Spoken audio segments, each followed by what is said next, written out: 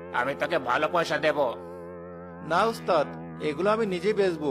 আমার কষ্টের টাকা আমি আর কাউকে ছিনিয়ে নিতে দেব না।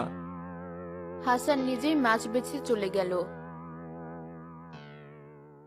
মাছ বেচার টাকার কিছুটা দিয়ে কুসুমের জন্য নতুন শাড়ি কিনে বাড়ি ফিরল সে। কই কুসুম, কোথায় গেলে? তুমি চলে এসেছো? ওটা কি তোমার হাতে? এই যে, এটা হচ্ছে তোমার শাড়ি। সে কি, প্রথম দিন টাকা পেয়ে বাজে খরচ করছো? শুধু শুধু শাড়ি আনতে গেলে কেন?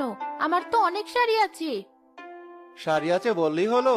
তাছাড়া আজ যা কিছু সম্ভব হয়েছে সবই তো তোমার বুদ্ধির জোরে। তাই এগুলো তোমারই প্রাপ্য। যাও, এখনই শাড়িটা পরে এসো দেখি।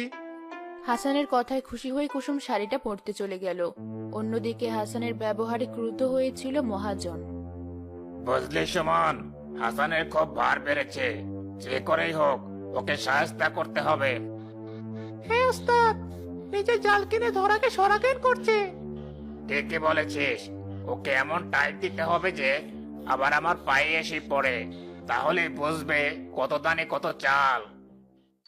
পরদিন সকালে হাসানের হঠাৎ শরীর খারাপ হওয়ায় মাছ নিয়ে কুসুমি গেল বাজারে। আরে কুসুম যে, হাসান আসেনি আজ? না মহাজন, ওনার শরীরটা তেমন ভালো না, তাই আমি এলাম। নইলে তো মাছগুলো নষ্ট হয়ে যাবে। আহারে, তোমার কষ্ট দেখে বড্ড মায়া হচ্ছে। তুমি চাইলে মাছগুলো না হয় আমি কিনে নিতাম।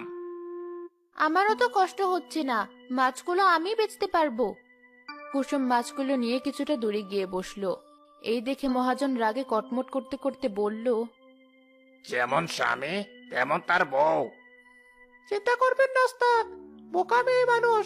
ভালোই হয়েছে, আজ দেখেন আমি কি করে আর ব্যবসা নষ্ট করি। সুমন সুযোগের অপেক্ষায় দূরে গিয়ে দাঁড়ালো।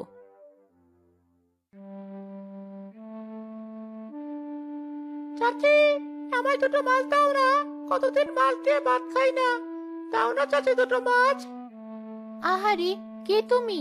এখানে তো এর আগে তোমায় কখনো দেখিনি। এই নাও বাবা, দুটো মাছ। এর দাম হলো মাত্র 100 টাকা। কিন্তু চাচি, আমার কাছে তো কোনো টাকা নেই। তাই তো কেউ